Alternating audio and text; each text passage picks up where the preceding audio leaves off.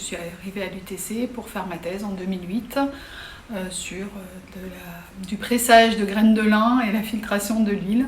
C'était une thèse qui a eu lieu au sein du laboratoire qui s'appelle maintenant TIMR, Transformation intégrée de la matière renouvelable, dans l'équipe technologie agro-industrielle, sous la direction du professeur Eugène Vorobiev et du docteur Jean-Louis Lanoiselet. Et c'était une thèse qui a été financée par le Conseil régional de Picardie dans le cadre d'un grand programme qui existait à l'époque qui visait à la valorisation complète d'une plante pour faire plein de produits différents. Et donc moi je me suis intéressée à une petite partie qui était le pressage pour obtenir de l'huile de lin.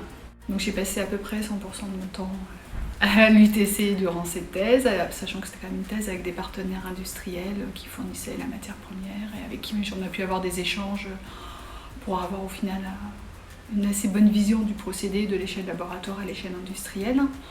Et en parallèle, j'étais ce qu'on appelait à l'époque monitrice de l'enseignement supérieur, ça veut dire que j'ai fait des heures d'enseignement. De plus en plus de docteurs sont recherchés à l'échelle industrielle pour accompagner, être vraiment moteur dans les laboratoires de R&D.